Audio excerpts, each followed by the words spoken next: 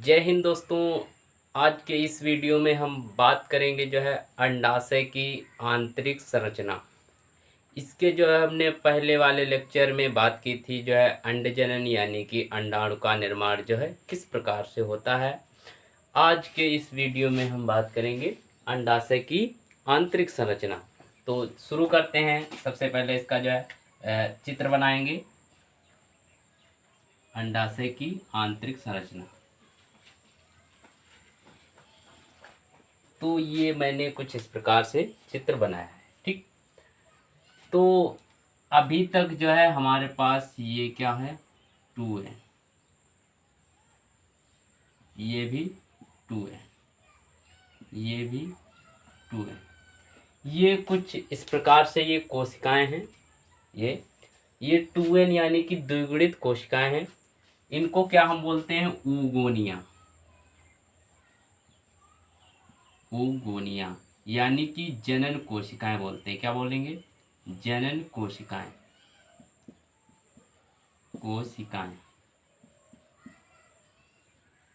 इनको जो है हम जनन कोशिकाएं बोलते हैं। ये जो है ये पहली बात तो ये भ्रूणी अवस्था है। क्या, भ्रूण में। ये किसमें है, भ्रूण में। ये इस प्रकार से ये जनन कोशिकाएं हैं। क्या है, जनन कोशिकाएं हैं। उसके बाद जो है क्या होगा, ये जनन कोशिकाएं क्या करेंगी, गुणन करेंगी। क्या करेंगी, गुणन, जिसको बोलते हैं मल्टीप्लिकेशन। क्या बोलेंगे, मल्टीप्लिकेशन। मल्टीप्लिकेशन, ये गुणन करके ये क्या हो जाएंगी, बहुत सारी ढेर सारी कोशिकाएं बन जाएंगी। इस गुणन में क्या होता है, संख्या तो बढ़ेगी लेकिन इसका जो है गुणसूत्रों की संख्या समान रहती है। क्या होता है, इस गुणन में जो है जनन कोशिकाएं हैं उनकी क्या होगी, संख्या बढ़ेगी लेकिन क्या होगा, इनकी जो है गुणसूत्र समान रहेंगे। ये जनन कोशिकाएं गुणन करके अपनी संख्या बढ़ाएंगे। बूढ़ी अवस्था में पहले मंथ में अगर बात करें इनकी संख्या तो 1700 होती है लगभग। ये फिर ये क्या करेंगे, गुणन करेंगी और गुणन करके जो है अपनी संख्या में वृद्धि करेंगी। वृद्धि करके लगभग 5वें मंथ में जो है इनकी संख्या 70 मिलियन तक हो जाती है। फिर उसके बाद जो है 6 मंथ में ये धीरे धीरे क्या हो जाती हैं, डिजेनरेट होती हैं। और डिजेनरेट होकर कितनी इनकी संख्या बचती है, लगभग जो है इनकी संख्या बचती है 20 मिलियन। कितनी बचेगी, 20 मिलियन। और ये जन्म के समय तक इनकी संख्या जो है 60 से 80 हजार तक इनकी संख्या बचती है। तो ये गुणन करेंगी, गुणन करके क्या बनाएंगी, प्राइमरी ऊसाइट। क्या बनाएंगी, प्राइमरी ऊसाइट।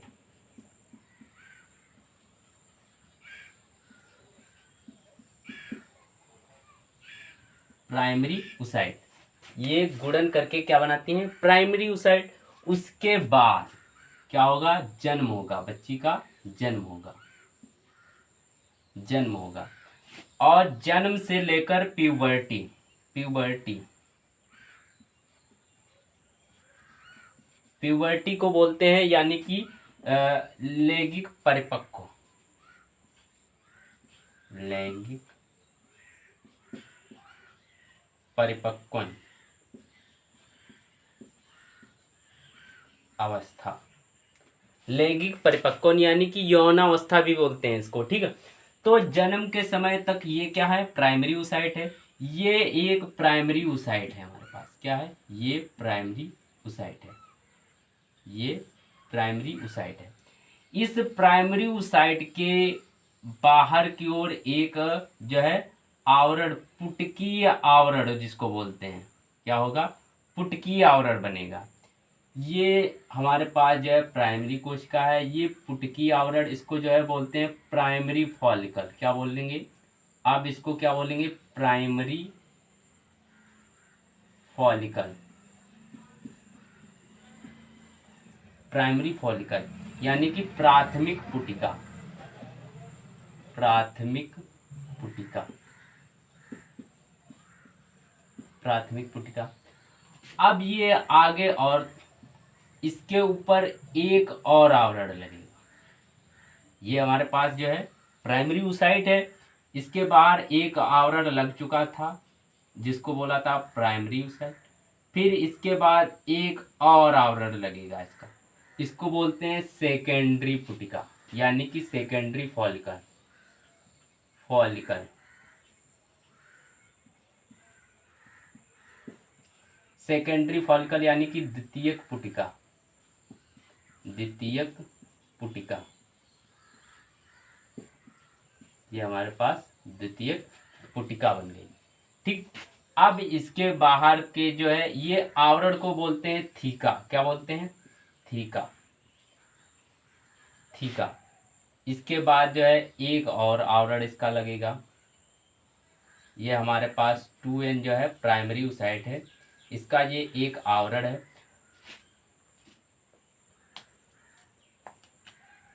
ये एक आवरण है, इस आवरण को क्या बोलते हैं?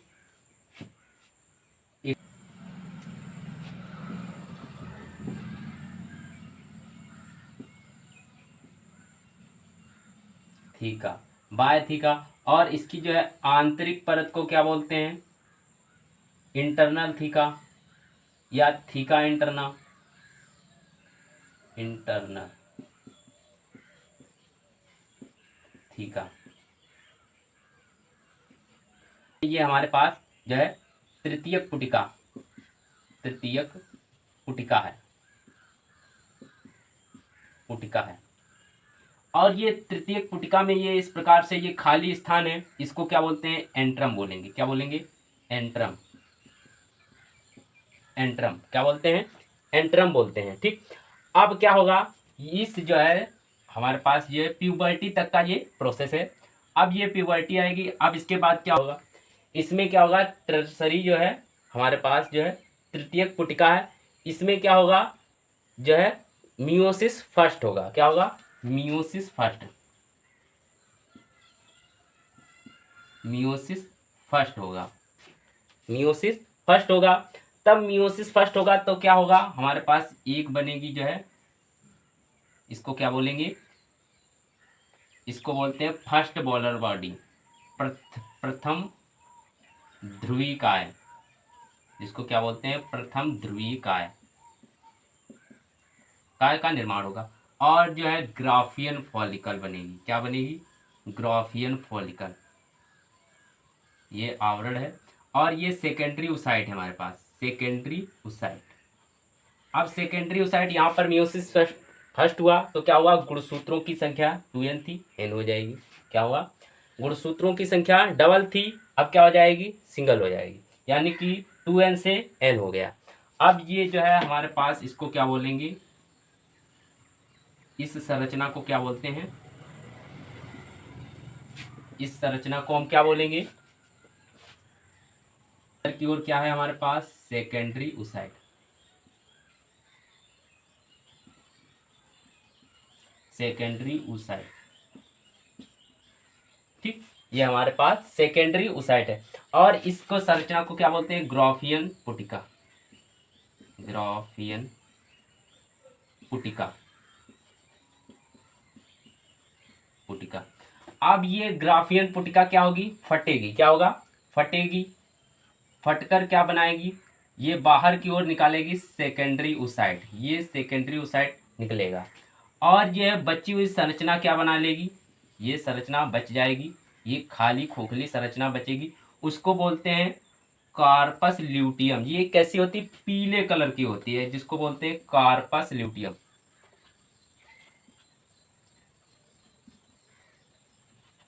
Luteum, corpus luteum. ल्यूटियम। और ये क्या है, सेकेंडरी ऊसाइट। ये सेकेंडरी ऊसाइट रिलीज होगा। अब ये सेकेंडरी ऊसाइट कहाँ पहुंचेगा, जाएगा, ये अंडवाहिनी में जाएगा। ये अंडवाहिनी में जब तक ये रुका रहेगा, ये किस में रुका रहेगा, मेटाफेज सेकेंड, मेटाफेज सेकेंड में रुकेगा। किस में रुकेगा, मेटाफेज सेकेंड में रुकेगा। और जब तक इसमें क्या होगा, जो है शुक्राणु का जो है शुक्राणु नहीं प्रवेश करेगा, तब तक इसमें मियोसिस सेकेंड नहीं होगा। अब ये को क्या, ये अब कहाँ जाएगी, फैलोपियन नलिका। फैलोपियन, ये हमारे पास सेकेंडरी ऊसाइट है। Secondary oocyte, secondary oocyte. ठीक, द्वितीयक जो है अंडाणु कोशिका। ठीक, अब ये कहाँ जाएगी, फैलोपियन नलिका में, जिसको बोलते हैं अंडवाहिनी, अंडवाहिनी, अंडवाहिनी, वाहिनी। ठीक, ये अब अंडवाहिनी में जाएगी और जो है शुक्राणु का जो है शुक्राणु जब आएगा और इसको साथ जो है फर्टिलाइज करेगा, इसको भेदेगा, तभी जो इसमें क्या होगा, मियोसिस जो है सेकंड हो जाएगा। और मियोसिस सेकंड में के बाद अंडाणु का निर्माण होगा। इससे जो है धीरे धीरे इसमें जो है वृद्धि होगी, मोरूला अवस्था बनेगी। मोरूला के बाद ब्लास्टूला और गेस्टूला। ब्लास्टूला में क्या होता है, इम्प्लांटेशन हो जाता है गर्भाशय में, और जो है इसके बाद की अवस्था को गेस्टूला अवस्था बोलते हैं। ठीक है, तो अभी तक हमने क्या पढ़ लिया है, जो है अंडाशय की आंतरिक संरचना का चित्र पढ़ा है। उसमें जो है भूड़ जो है भूड़ी अवस्था है, ये हमारे पास जो है भूड़ी अवस्था। भूड़ी अवस्था में क्या है, 2N कोशिकाएं, जिनको क्या बोलते हैं, ऊगुनिया, जिनको जनन कोशिकाएं बोलेंगे। जनन कोशिकाएं ये हमारे पास है। ये क्या करेंगी, गुणन करेंगी। क्या करेंगी, गुणन करेंगी। गुणन करके क्या होगा, इनकी जो है संख्या बढ़ेगी। इनकी जो है संख्या बढ़ेगी, बढ़कर कितनी हो जाएगी, धीरे धीरे बढ़ेगी। पहले मंथ में तो इनकी संख्या 1700 होती है, और बढ़ते गुणन करते करते 5वें मंथ तक इनकी जो है संख्या जो है लगभग 70 मिलियन तक हो जाती है। और 6वें मंथ में जो है डिजेनरेट होने लगती है, और इनकी संख्या कितनी बचती है, 20 मिलियन बचेगी। और उसके बाद जो है जब तक जन्म होगा, जन्म तक कितनी संख्या इनकी बचती है, 60 से 80 हज़ार तक इनकी जो है संख्या बचती है। अभी तक जो है ये जो है हमारे पास गुणन करके क्या बनाया, प्राइमरी ऊसाइड। ये प्राइमरी ऊसाइड के बाहर एक आवरण लगा है, जिसको क्या बोला हमने, पुटकीय आवरण। तो इसलिए हमने इसका नाम दे दिया प्राइमरी फॉलिकल या प्राथमिक पुटिका। दूसरा आवरण लगा है, उसको बोलेंगे द्वितीयक पुटिका, और द्वितीयक पुटिका के बाद तृतीयक पुटिका, और इसके अंदर जो है खाली स्थान थोड़ा रहता है, उसको एंट्रम बोलते हैं। और ये वाली संरचना को, बाहर की संरचना को क्या बोलते हैं, एक्सटर्नल थीका या थीका इंटरना। इसके बाद जो है अंदर वाली संरचना को, और इसमें क्या होगा, मियोसिस जो है फर्स्ट, यानी कि अर्धसूत्री विभाजन होगा। क्या होगा, अर्धसूत्री, अर्धसूत्री विभाजन जो है फर्स्ट होगा। यहाँ पर अर्धसूत्री विभाजन फर्स्ट होगा। अब जब तक प्यूबर्टी अवस्था में आती है, यानी कि यौन अवस्था, यानी लैंगिक परिपक्वन अवस्था, तो उसमें क्या होगा, जो है मियोसिस फर्स्ट हो जाता है। और ये कब तक रुका रहेगा, ये कब तक रुका जाएगा, जो है प्रोफेज फर्स्ट की डिप्लोटीन अवस्था में रुका रहता है। उसके बाद जो है इसमें क्या होगा, मियोसिस फर्स्ट होगा। मियोसिस फर्स्ट के बाद जो है ग्राफी, ये सेकेंडरी ऊसाइट बनेगी। इसमें क्या होगा, इसके बाहर बाहर को जो है संरचना को क्या बोलते हैं, ग्राफियन पुटिका। ग्राफियन पुटिका जब फटेगी तो ये क्या बनाएगी, ये निकालेगी हमारे पास जो है द्वितीयक ऊसाइट। द्वितीयक ऊसाइट यहाँ से रिलीज होगा, और जो है इसकी खोखली संरचना पीले कलर की जो है बचेगी, उसको जो है कार्पस ल्यूटियम बोलते हैं। क्या बोलेंगे, कार्पस ल्यूटियम। इसका कार्य जो है प्रोजेस्टेरॉन हार्मोन का निर्माण करना होता है। Progesterone, progesterone, sterone hormone, hormone, hormone ये रिलीज करता है। इस हार्मोन का कार्य क्या होता है, गर्भाशय की जो है आंतरिक भित्ति को जो है बनाना। ठीक है, उसको जो है उसमें पुनरुद्ध भवन जो है अवस्था होती है, तो उसमें क्या होता है, गर्भाशय की आंतरिक भित्ति क्या हो जाती, बनती है। ठीक है, अब जब तक इसमें जो है क्या होगा, अगर निषेचन नहीं होगा तो क्या होगा, तो ये धीरे धीरे ये क्या हो जाएगा, ये इसमें प्रोजेस्टेरॉन लेवल कम हो जाएगा, और अंडाशय की जो है गर्भाशय की जो है आंतरिक भित्ति वो क्या टूट जाएगी, और ये जो है अंडा, ये सेकेंडरी ऊसाइट धीरे धीरे क्या हो जाएगा, डिजेनरेट, और ब्लड के साथ जो है बाहर निकल जाएगा, जिसको क्या बोलते हैं, ऋतुस्राव अवस्था। अब इसके बाद जो है हम पढ़ेंगे आर्तव चक्र। ठीक है, तो अभी के लिए इतना ही, और मिलते हैं नेक्स्ट वीडियो में। ठीक है।